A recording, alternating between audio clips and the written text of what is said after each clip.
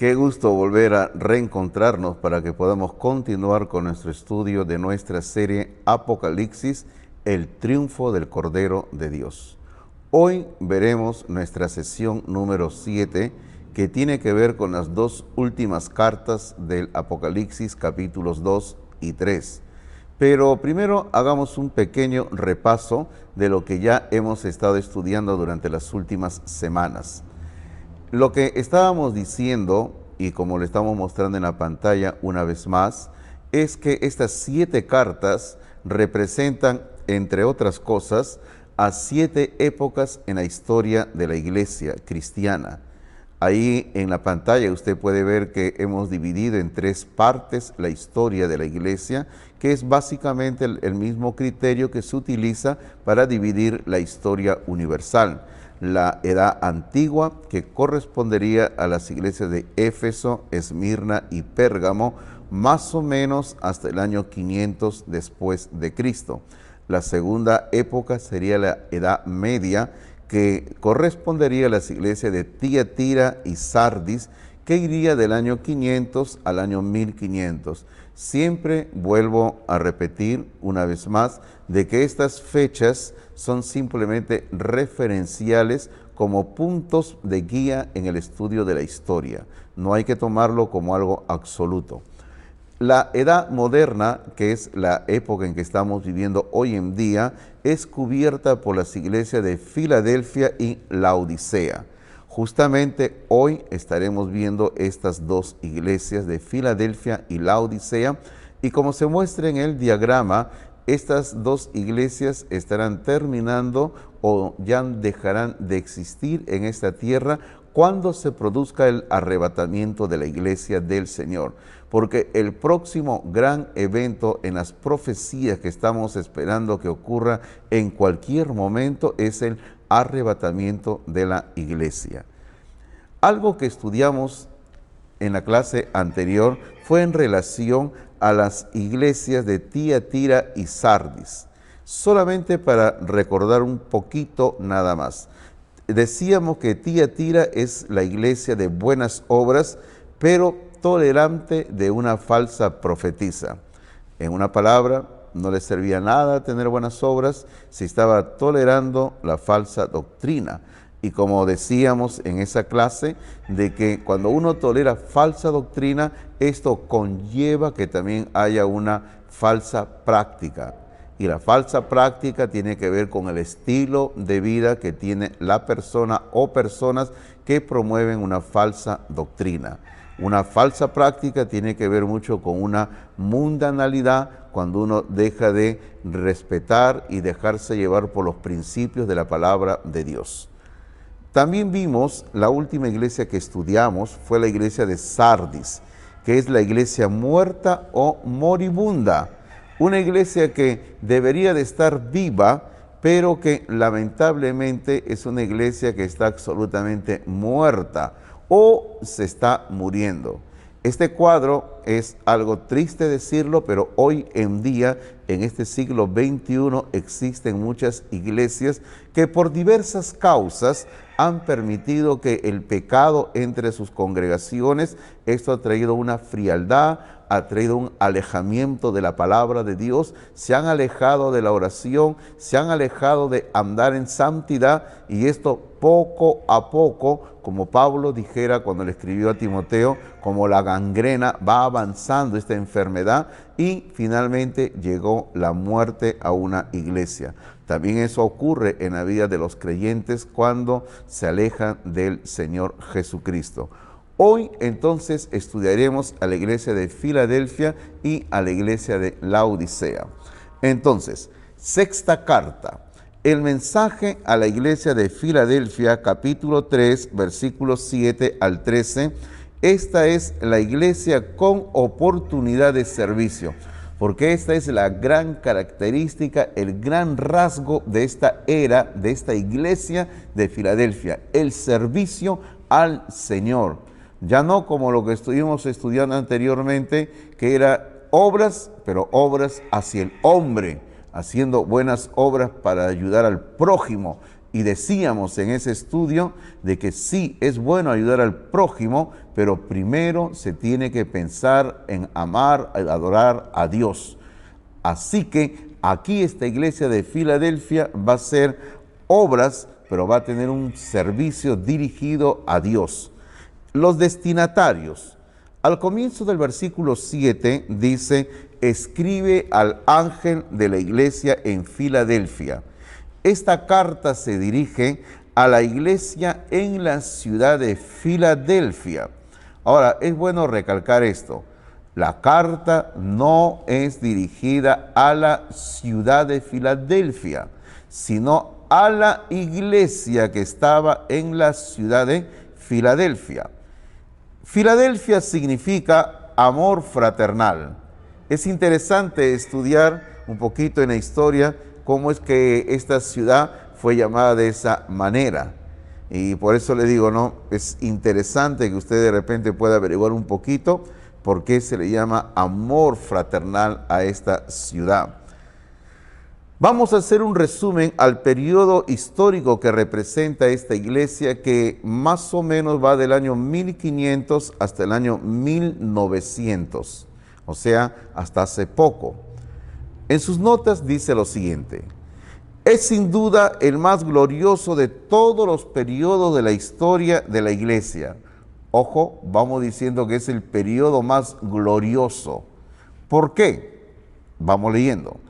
En este periodo vemos la reforma que quebró el control de la Iglesia Católica Romana sobre el mundo. Y eso es algo histórico que sí ocurrió, porque hasta antes de la reforma el catolicismo romano tenía un control absoluto sobre reyes, sobre emperadores, sobre naciones. Nadie podía decir algo diferente al sistema católico romano, al sistema papal de la época. Pero cuando vino la reforma, hubo un gran movimiento de iglesias que siguieron a Lutero, a Calvino, y también otros grupos cristianos que no eran de la reforma comenzaron también a surgir, a levantarse, y ya no tuvieron temor de la Iglesia Católica Romana.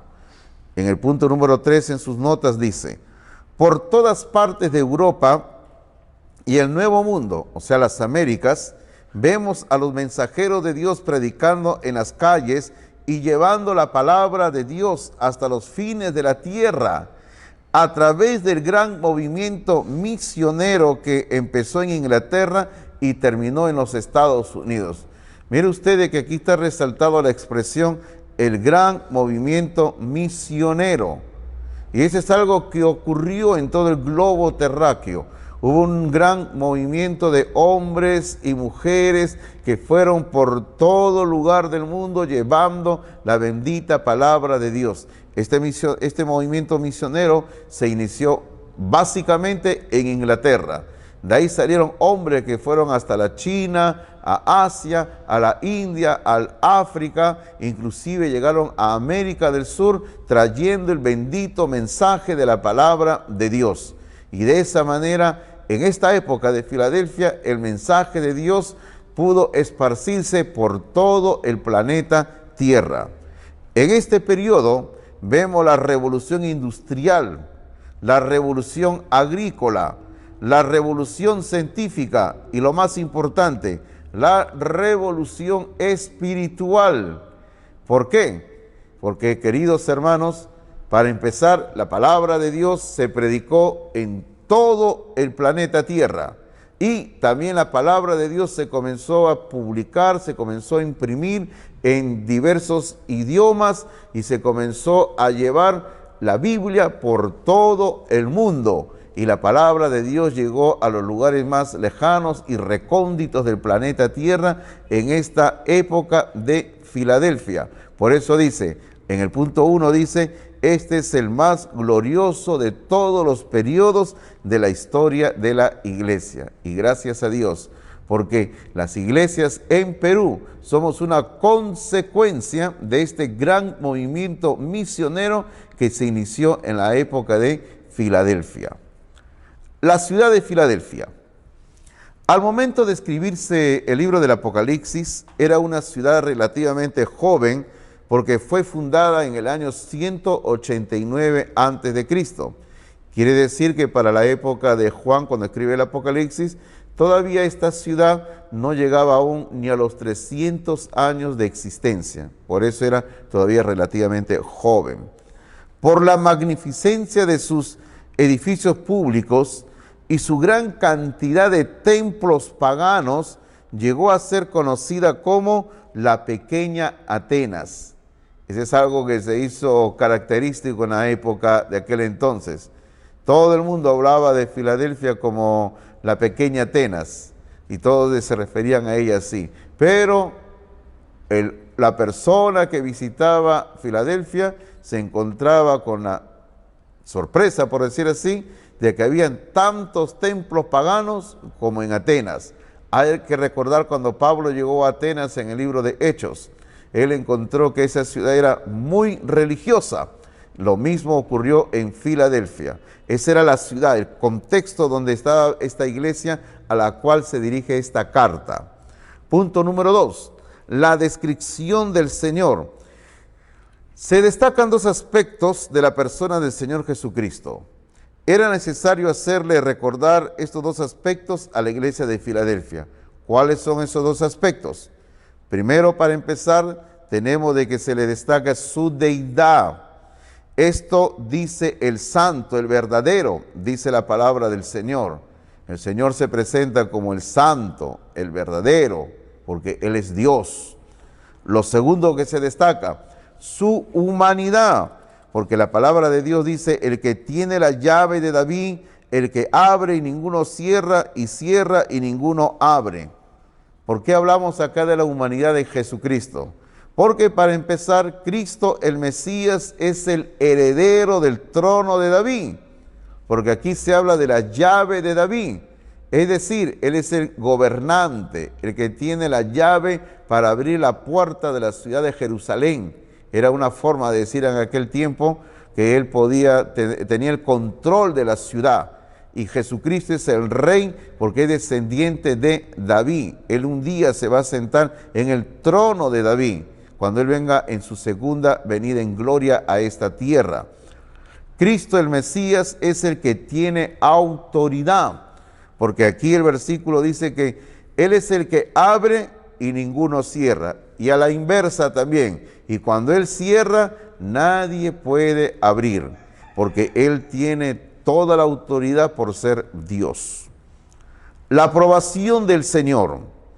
En los versículos 8 y 10 vemos estos puntos.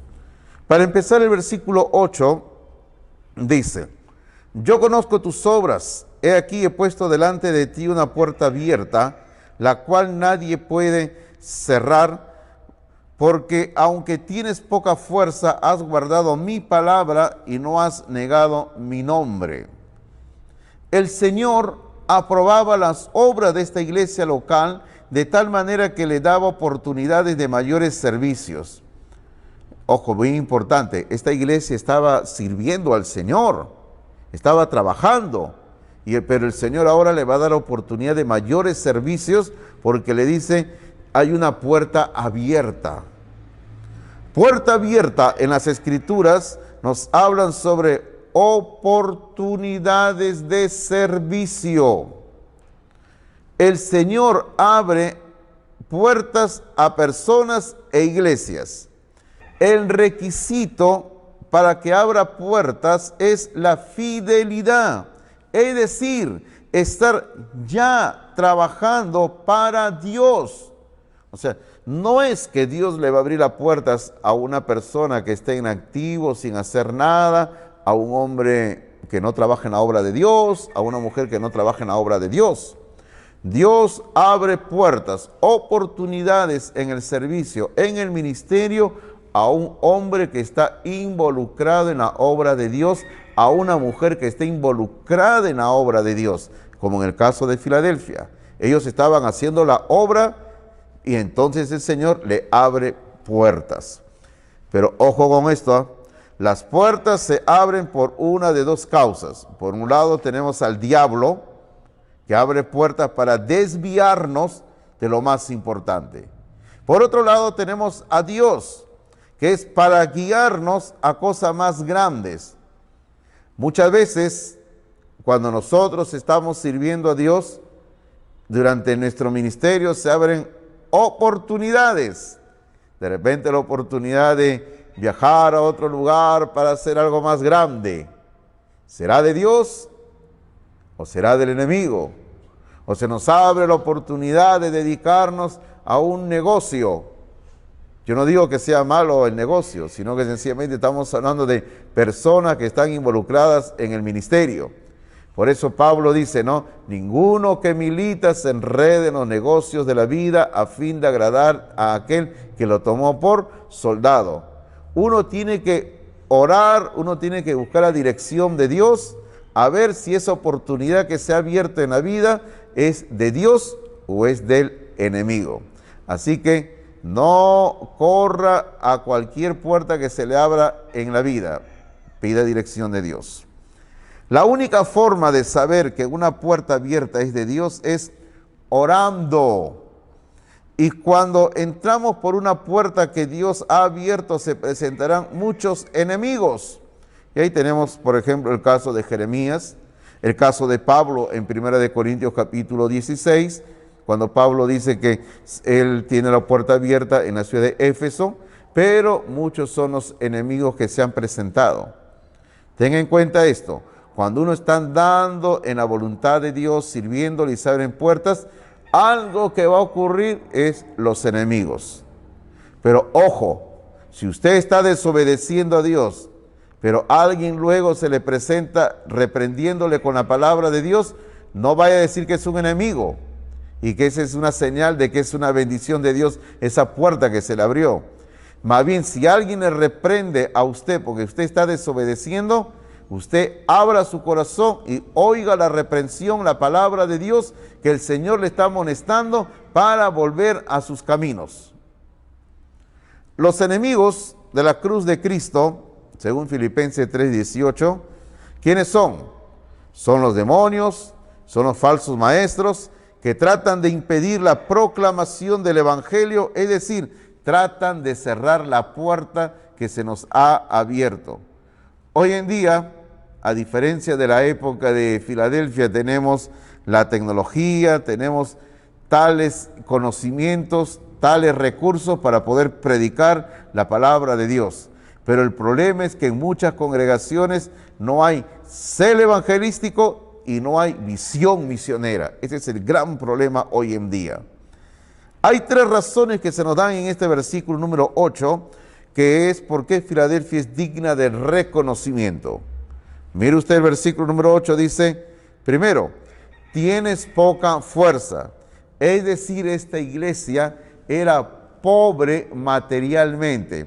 ¿No le hace recordar a la iglesia de Esmirna, que también era pobre materialmente, pero era fiel al Señor? Luego, esta iglesia había guardado la palabra de Dios. Y lo tercero, y no había negado el nombre del Señor. Ahora, observe usted lo que decimos en los apuntes sobre esta situación de pobreza de esta iglesia. A pesar de su pobreza material, era una iglesia fiel y se esforzaba en predicar el evangelio en otras regiones. Dentro de su pobreza, esta iglesia de Filadelfia estaba predicando la palabra de Dios en otros lugares lejanos.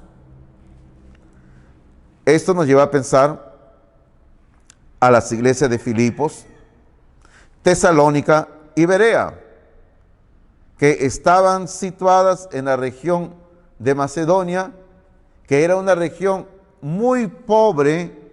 Ojo, Macedonia era una región muy pobre porque era una región que había sido azotada por plagas, pandemia. Era una región que había sido azotada por la guerra y encima de todo había una sequía.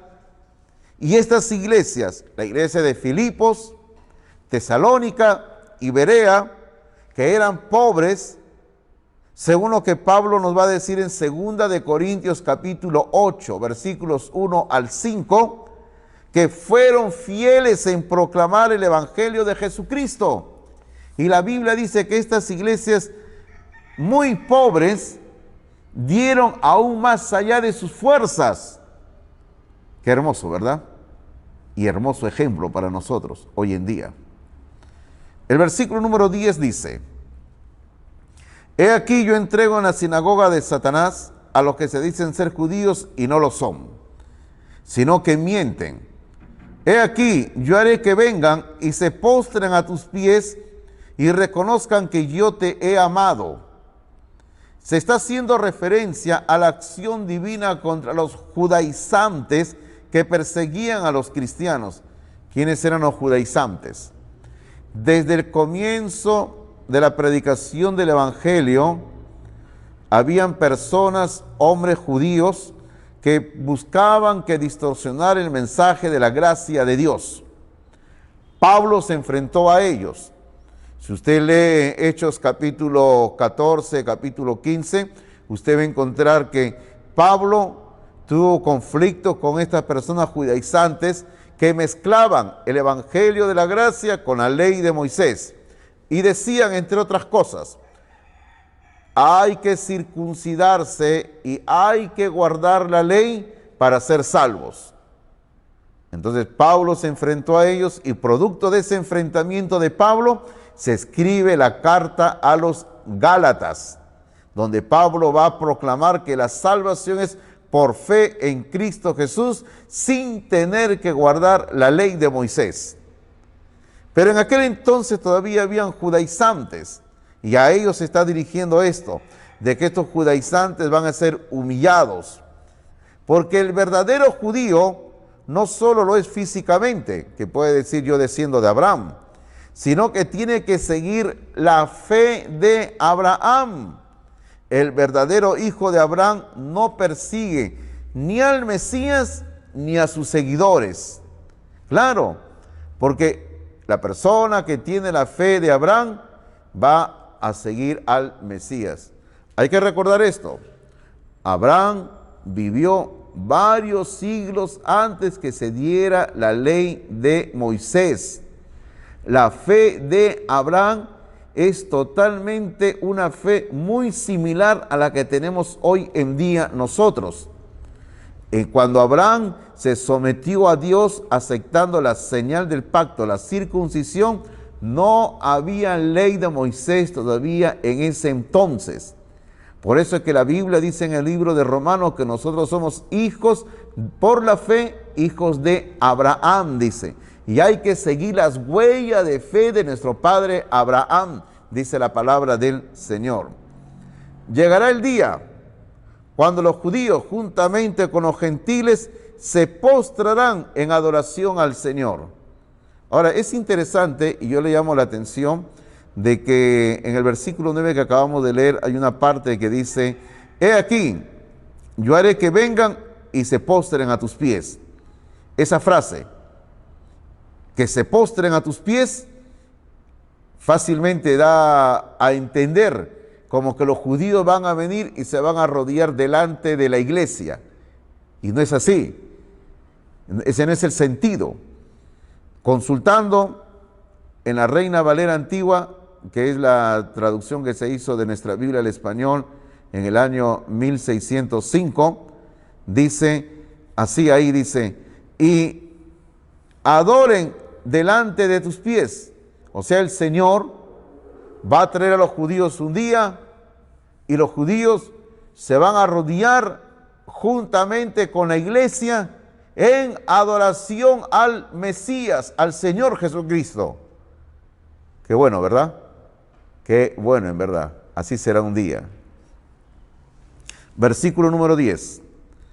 Ahora, antes de entrar a este versículo 10, quiero decirle algo. Estamos entrando al versículo número 10, que es un versículo clave. Es un versículo muy, muy importante en el estudio del Apocalipsis. Sobre este versículo 10 se ha escrito literalmente libros enteros, porque este versículo número 10, de acuerdo a cómo se entienda, va a determinar la hermenéutica, la comprensión sobre lo que el Apocalipsis nos dice. Ahora, aquí no vamos a entrar a hacer toda una discusión exegética, hermenéutica, palabra por palabra, ni nada de eso. Como estamos en un curso de esta naturaleza, solamente vamos a dar lo que nosotros consideramos el resumen final de todo eso. Para empezar, acá estamos haciendo una cita de la Biblia de Estudio de la Profecía, editada por Tim LaHaye. Primeramente, antes de leer la nota de Tim LaHaye, vamos a leer el versículo número 10, dice: por cuanto has guardado la palabra de mi paciencia, yo también te guardaré de la hora de la prueba que ha de venir sobre el mundo entero para probar a los que moran sobre la tierra. Ahora sí leamos el comentario que hace Tim LaHaye sobre este versículo. Dice: esta es la garantía más específica dada por nuestro Señor mismo de que los creyentes cristianos no pasarán por el periodo de la tribulación de 7 años que Él está a punto de revelar en Apocalipsis capítulo 6 hasta el 18, porque en el capítulo 19 ya se habla de la segunda venida de Cristo.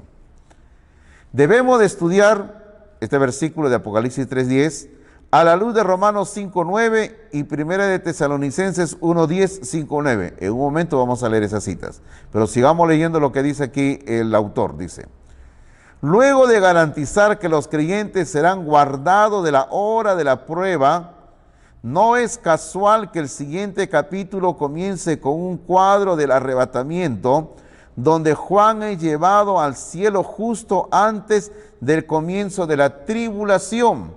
Ese asunto de que Juan es llevado antes de que comience la tribulación, Dios mediante lo vamos a estudiar en la clase de la próxima sesión. Pero veamos los versículos que se citan acá. ¿Qué tiene que ver estos versículos de Romanos 5:9 y los de Tesalonicenses con este versículo? ¿Ok? Muy bien. Romanos 5:9, leamos. Dice así la palabra de Dios en Romanos capítulo 5, versículo número 9, dice: pues, mucho más, estando ya justificados en su sangre, por él seremos salvos de la ira. Seremos salvos de la ira. ¿A qué se refiere de la ira? Ser salvo de la ira. Vaya usted tomando nota de esa expresión, ser salvo de la ira por Cristo.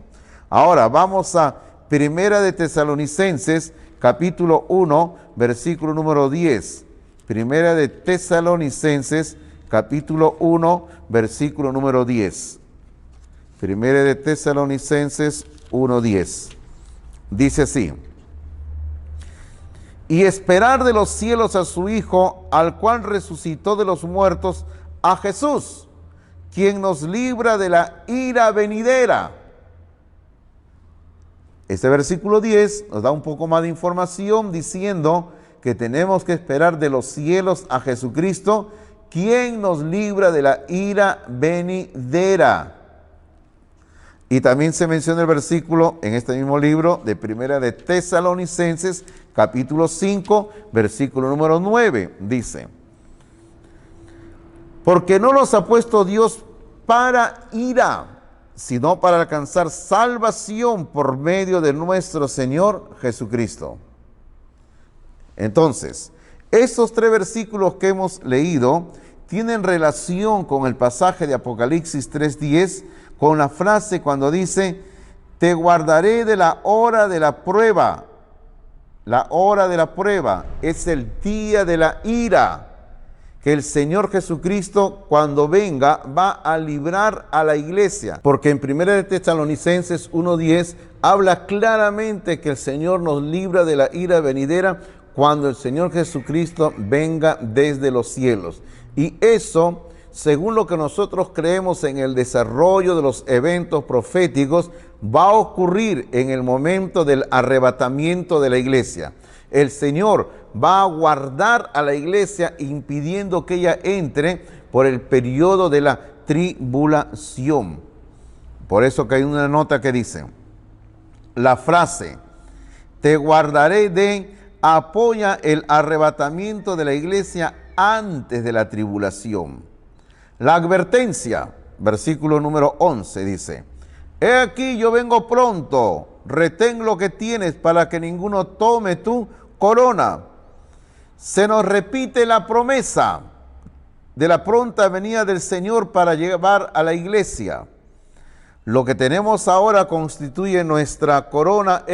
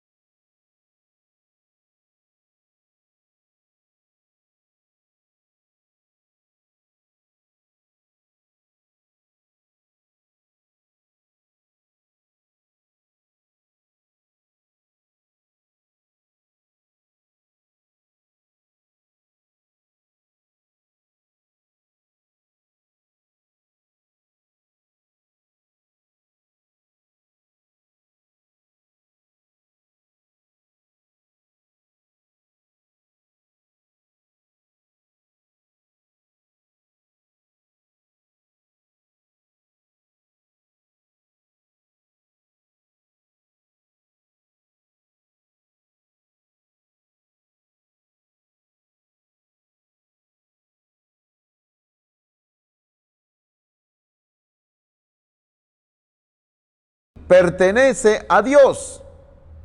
Nosotros le pertenecemos a Dios. Porque mire usted que acá se emplea una serie de frases cuando se habla de que el Señor va a escribir su nombre, el nombre de la nueva ciudad, el nombre nuevo de Él, lo va a escribir sobre nosotros. Era lo que se acostumbraba a hacer en aquel entonces cuando alguien tenía un siervo, un esclavo. Lamentablemente era la costumbre de la época que cuando alguien tenía un esclavo, para indicar que era de su propiedad, le ponían una marca. Y así se sabía que ese hombre o esa mujer tenía un amo, un dueño. Entonces aquí se está diciendo lo mismo, de que nosotros ahora le pertenecemos al Señor. Y gloria a Dios por eso, en verdad. Finalmente, la exhortación final que encontramos en el versículo número 13. Dice, el que tiene oído, oiga lo que el Espíritu dice a las iglesias. Aquí hay un llamado a oír la voz del Espíritu. Y podríamos decir, un llamado más para oír la voz del Espíritu de Dios.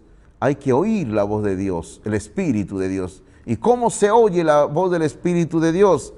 Es a través de la palabra de Dios, a través de la Biblia. Hay que afinar nuestro oído espiritual. Hay que ser sensibles a la voz de Dios para poder oír la palabra del Señor.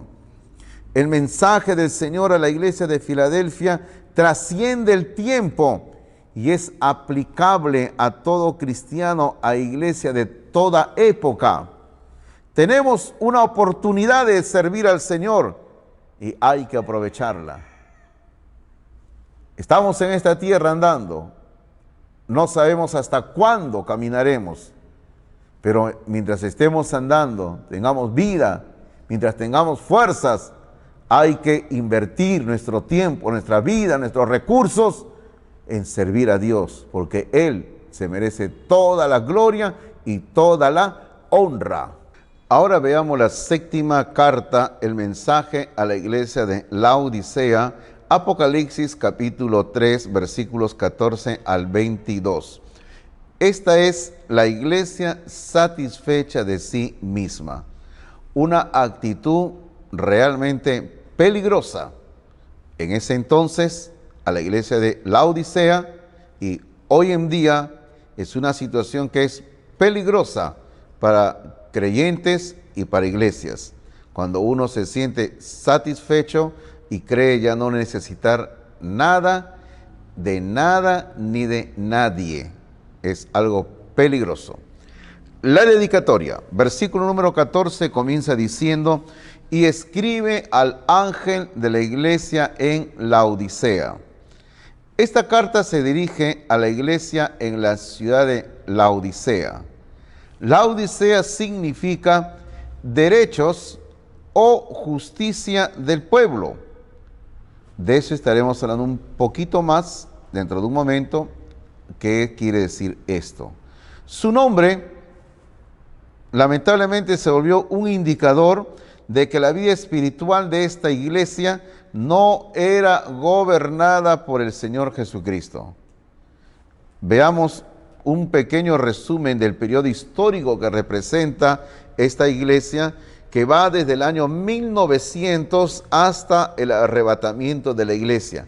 Esto quiere decir de que hoy en día estamos viviendo espiritualmente hablando en la época de la iglesia de Laodicea.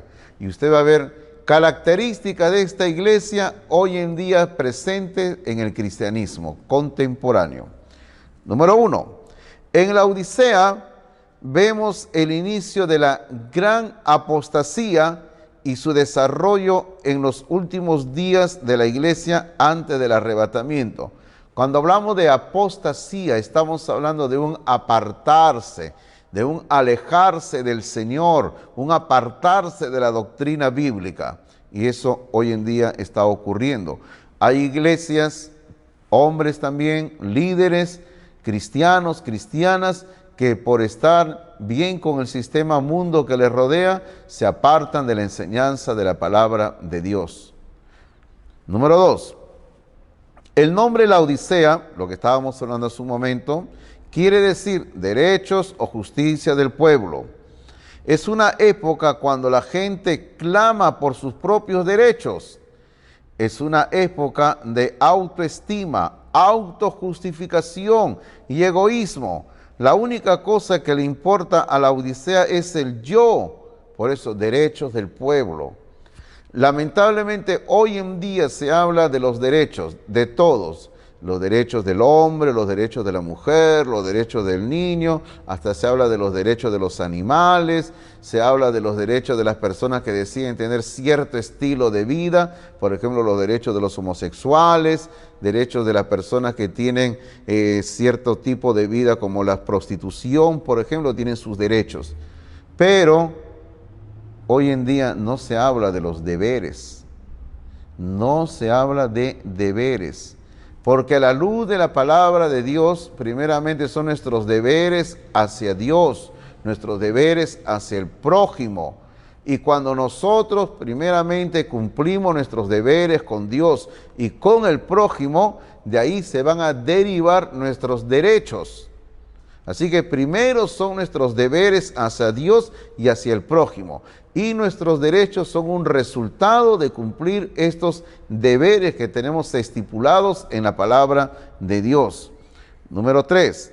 En la presente época de la Odisea nos encontramos en un periodo de transición, un traslapo de dispensaciones.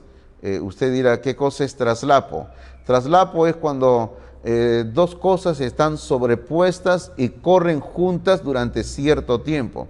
A veces nosotros pensamos así, ¿no? Un periodo, digamos, termina acá, y a veces en nuestra mente como que otro periodo comienza justo donde el otro periodo termina y decimos continúa. Pero cuando hablamos de la historia muchas veces no es así, sino que un periodo termina acá y el otro periodo puede haberse iniciado antes, y los dos periodos están durante cierto tiempo corriendo paralelo. Durante un tiempo breve, durante un tiempo largo, están corriendo breve los dos periodos. Ese es traslapo, están sobrepuestos dos periodos, en este caso de la historia. Hablamos de dispensaciones bíblicamente. A veces hay dos dispensaciones que pueden estar corriendo juntas. Por un lado dice, todavía vivimos en la época de la iglesia hasta el arrebatamiento. Por el otro lado, hay una transición tomando lugar en cuanto a Israel, preparándola para entrar en la tribulación. Claro, por ejemplo, usted sabe que en 1948, después de la Segunda Guerra Mundial, Israel como nación surgió, Dios ha comenzado a formar la nación de Israel, Dios ha cuidado de esta nación, permitiéndole ganar batallas contra las naciones árabes de alrededor. Dios la está preparando a esta nación para algo mayor, algo grande, porque según el libro del Apocalipsis que estamos estudiando, Israel se convertirá en la nación protagonista de los eventos finales. Así que estamos en una época en que Dios está preparando a la nación de Israel para el siguiente periodo que se viene, que es para la tribulación. La Odisea, primeramente, era una ciudad de importancia comercial y militar. Así era esta ciudad, la Odisea. Era una ciudad, hablando materialmente, con muchas posesiones, muchos bienes materiales, tenía dinero en cantidad a causa de sus riquezas, producto de la minería, producto de la cosecha que tenían, y esto había llevado a que tuvieran inclusive bases militares en la Odisea y sus alrededores. La Odisea era una ciudad que se podía autosostener, es decir, no necesitaba de otras ciudades para poder vivir. Y como consecuencia, esto ocurre muchas veces, los laodicenses, o sea, los naturales de la ciudad, eran muy orgullosos. Esto ocurre muchas veces en todo lugar. Una ciudad tiene cierto estatus a causa de sus riquezas, a causa de su posición. Entonces, muchas veces los habitantes de la ciudad, de la región, de la provincia, son personas que también su corazón se llena de orgullo, y creyentes están así, también llenos de orgullo a causa de su ciudad, se jactan a causa de la riqueza de su pueblo, a causa de la riqueza de su nación, su corazón se llena de altivez, de orgullo, y así se alejan de Dios. Esta ciudad de Laodicea era una ciudad tan rica y tan orgullosa que en cierto momento, cuenta la historia, habían sufrido una devastación natural producto de un terremoto. Si no me equivoco, fue un terremoto. Tal es así que el Imperio Romano decidió ayudarles para salir adelante, y ellos no aceptaron la ayuda. Estaban destruidos, pero dijeron, no necesitamos ayuda, nosotros podemos solos. ¿Qué tal, verdad? Eso demuestra el orgullo que había en esta ciudad. Y este orgullo había entrado en el corazón de sus habitantes, y cristianos en la iglesia de Laodicea tenían el mismo sentimiento de orgullo. La carta se está dirigiendo al pastor de la congregación, que es el ángel o el mensajero de Dios, como todas las cartas. En segundo lugar, la descripción del Señor de acuerdo al versículo 14. El Señor Jesucristo se presenta de una manera particular de acuerdo a la necesidad de cada iglesia. Se resaltan tres aspectos de la persona de Cristo. Primero, se resalta la firmeza de su carácter, porque el versículo 14 dice, he aquí el amén. Amén, aquí se utiliza como un nombre propio. Cristo es el amén a sus propias promesas.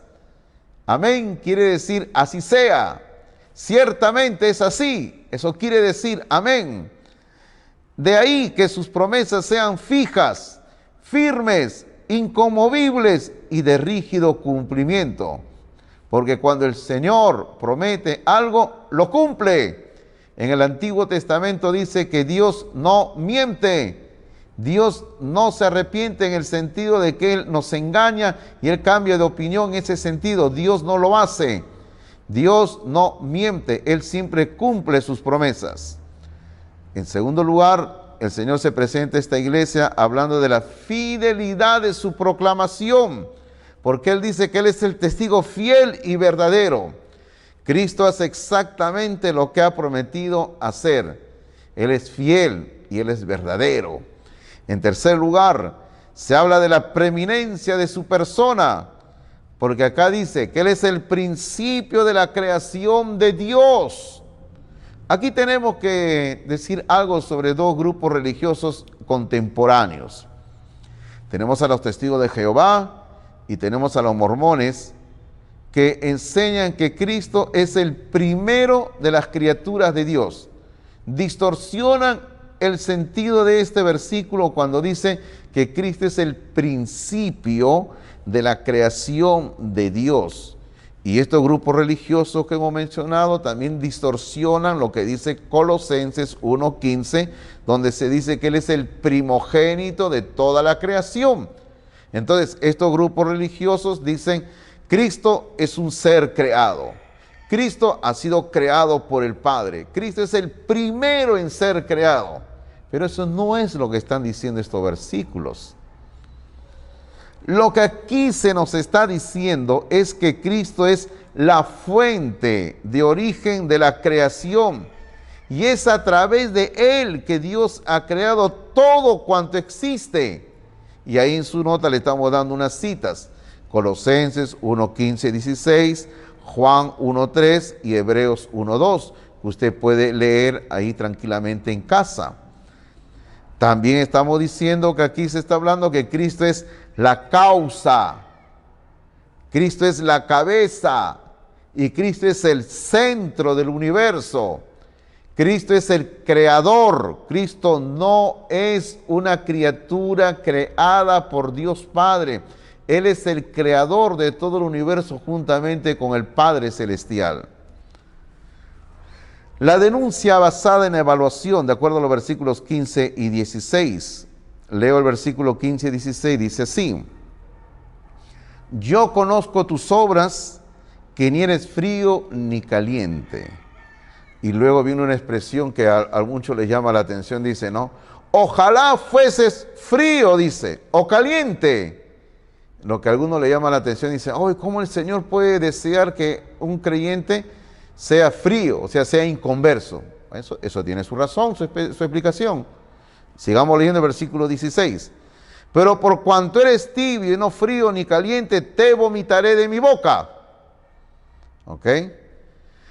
El conocimiento sobrenatural de Cristo penetra hasta lo más profundo y escudriña las obras de los laodicenses.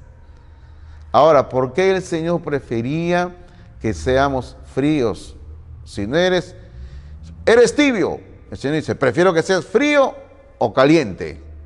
Ahora, ¿por qué el Señor prefiere que un creyente sea un inconverso? ¿Por qué? Porque si fuera frío, hubieran reconocido su profunda necesidad de Cristo. Eso es lo que ocurre muchas veces en la vida cristiana. A veces hay creyentes que espiritualmente se han enfriado, y yo siempre digo, ¿no? Es más fácil presentar el evangelio a un inconverso y que un inconverso reconozca su necesidad de Dios antes que una persona que, conociendo los caminos de Dios y se ha apartado y se endurece.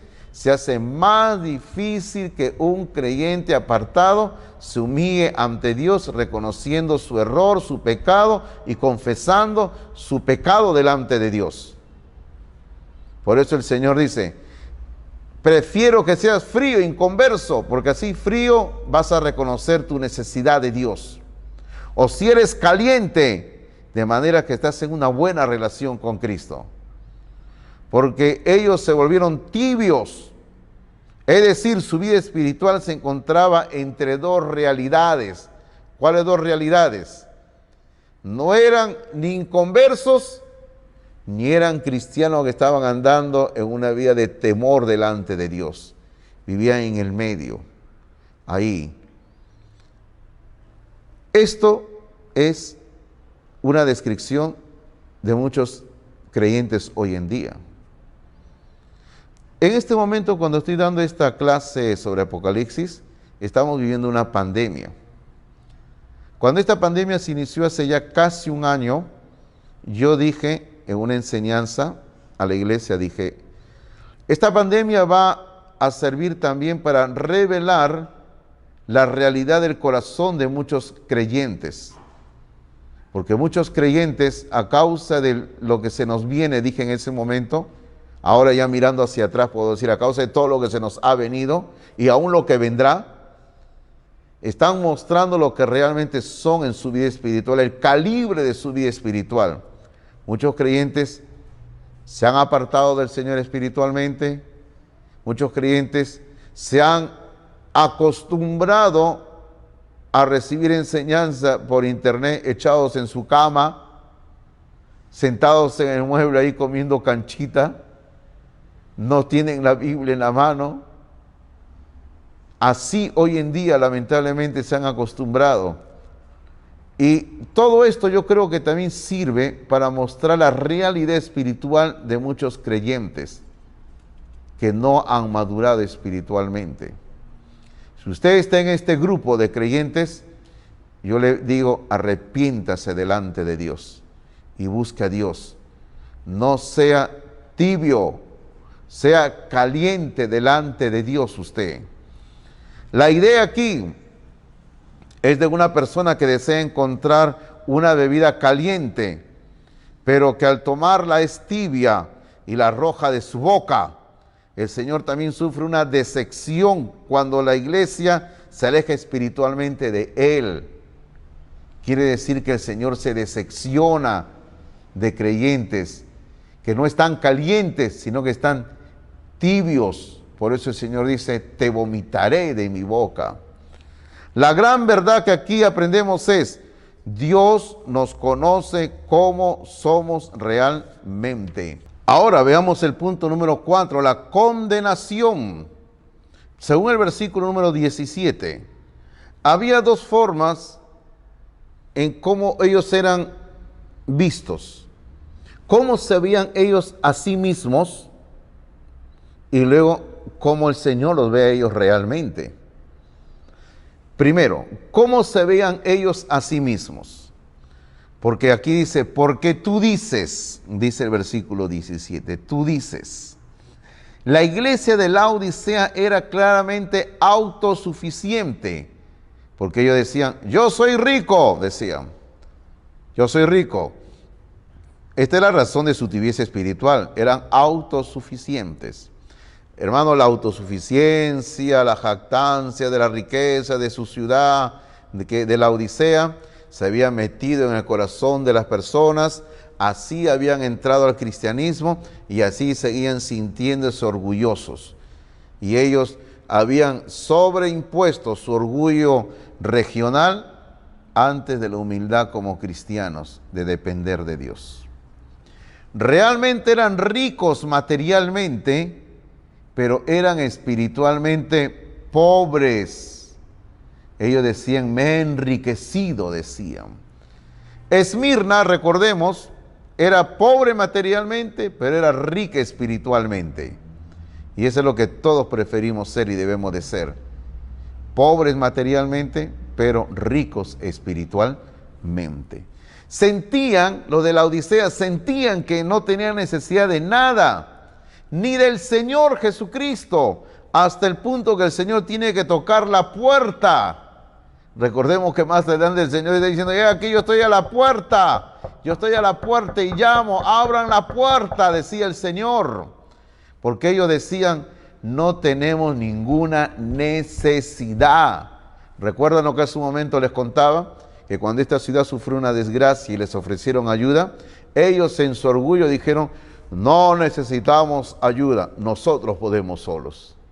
Ese es orgullo, esa es jactancia, vanagloria.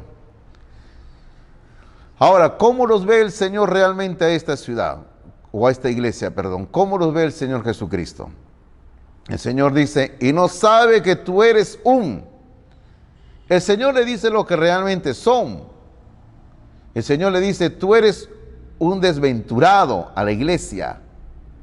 Eres un miserable. Eres un pobre. Eres un ciego y estás desnudo. Oh, hermanos, estas 5 palabras son realmente duras Pero el Señor les está diciendo su realidad, con el único propósito de llevarlos al arrepentimiento nada más. En síntesis, uno viendo todo esto, en síntesis, esta iglesia, como se había apartado del Señor, estaban muertos, al igual que la iglesia de Sardis. No había vida espiritual en ellos porque su orgullo los había llevado a alejarse de Dios y estaban muertos espiritualmente. La exhortación a la recapacitación en el versículo número 18 dice: por tanto yo te aconsejo que de mí compres oro refinado en fuego para que seas rico, y vestiduras blancas para vestirte, y que no se descubra la vergüenza de tu desnudez, y unge tus ojos con colirio para que veas. El Señor les hace una oferta de gracia. Yo te aconsejo que de mí compres.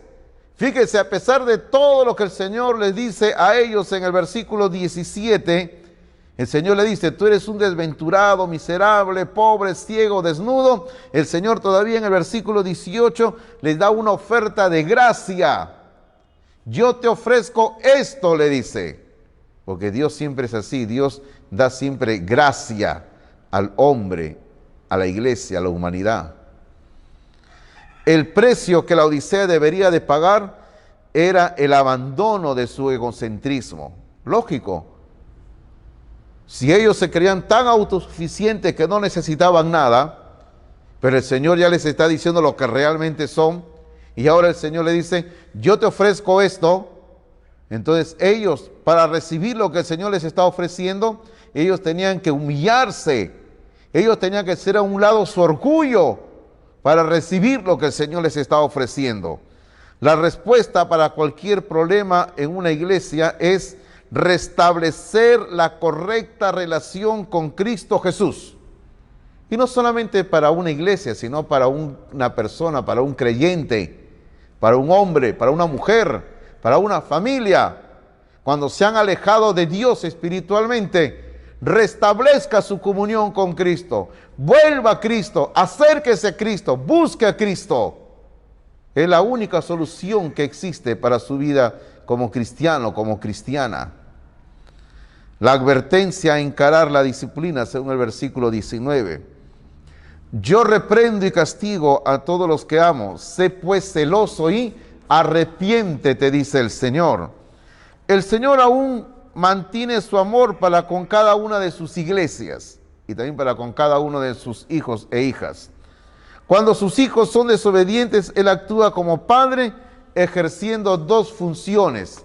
Primero, reprendo, dice.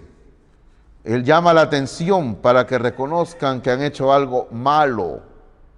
Castigo se refiere a corregir a los niños cuando están siendo entrenados o enseñados con el único propósito de que aprendan.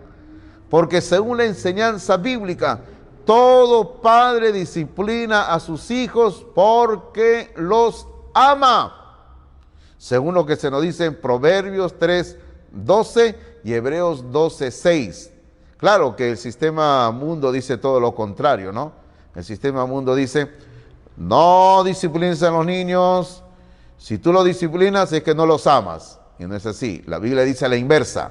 Dice: el que ama a sus hijos desde temprano los corrige, los disciplina. El Señor Jesucristo reprende y castiga a su iglesia con el único propósito de que se arrepienta. Si el Señor a usted le está hablando en este momento a través de esta enseñanza, es porque el Señor quiere que usted se arrepienta, que usted recapacite de su error y venga a Él. Séptimo, la promesa al remanente fiel. La iglesia de la Odisea, con su actitud arrogante y egocéntrica, habían expulsado al Señor Jesucristo del lugar que les correspondía, el centro de la iglesia. Al Señor le correspondía ocupar el lugar más importante, el centro de la iglesia, el gobierno de la iglesia. Cristo tiene que gobernar a la iglesia. Es por eso que mire usted en este versículo 20 dice: he aquí yo estoy a la puerta y llamo. póngase a pensar cómo el Señor Jesucristo, el dueño de la iglesia, va a estar tocando la puerta y diciendo: yo soy Cristo, el dueño de la iglesia, quiero entrar, déjenme entrar. Esta iglesia, con su orgullo, su jactancia, su vanagloria, su autocreer que ellos lo podían todo sin Dios, lo habían hecho a un lado a Jesucristo. Y Cristo dice: yo estoy a la puerta y llamo, déjenme entrar. El Señor desea tener una íntima relación con cada creyente, porque Él dice: si alguno oye mi voz y abre la puerta, entraré a Él y cenaré con Él y Él conmigo. Este versículo se dirige a creyentes, a la iglesia. Cristo desea sentarse con el creyente, compartir la mesa, tener un tiempo de comunión. Usted recuerda cuando Cristo, después de resurrección, Él se encontró con un grupo de los discípulos, entre los cuales estaba Pedro, según lo que se nos narra en Juan, al final del Evangelio de Juan, allá en el norte, en el mar de Galilea, cuando ellos hicieron una pesca milagrosa y Cristo los invitó a que vinieran a la orilla, y cuando ellos llegaron, Cristo había preparado ya el desayuno. Qué hermoso momento, ¿verdad? Un tiempo de comunión, de camaradería con Cristo. Eso es lo que el Señor invita, a que tengamos comunión con Él, camaradería con Cristo. La promesa al vencedor dice: se sentará con el Señor en su trono. Al que venciere, le daré que se siente conmigo en mi trono, así como yo he vencido y me he sentado con mi Padre en su trono. El Señor eleva al creyente de la pobreza a la riqueza y le otorga un rango de realeza. Acá el Salmo 113 es un salmo precioso y preciso. Este salmo yo le recomiendo que usted lo lea con mucha atención. Lo que el Señor hace en el creyente, cómo el Señor eleva a una posición única al creyente. Finalmente, el llamado a escuchar la voz del Espíritu de Dios. En el versículo 22 dice: el que tiene oído, oiga lo que el Espíritu dice a las iglesias. Y acá tenemos que hacer énfasis en decir: es el último llamado a escuchar y practicar las palabras de Cristo. Cada iglesia y creyente debería de oír y vivir las palabras de Cristo. Eso es cierto. Estamos en una época donde hay mucha apostasía, apartamiento de la palabra de Dios. Iglesias, predicadores, creyentes se apartan de la palabra de Dios, solo por agradar al sistema mundo que nos rodea. Pero en esta época el Espíritu Santo sigue llamando para oír su voz a través del escrito está. Y no solamente para oír, sino para practicar la palabra de Dios. Así que somos un pueblo llamado a oír y a practicar la palabra de Dios.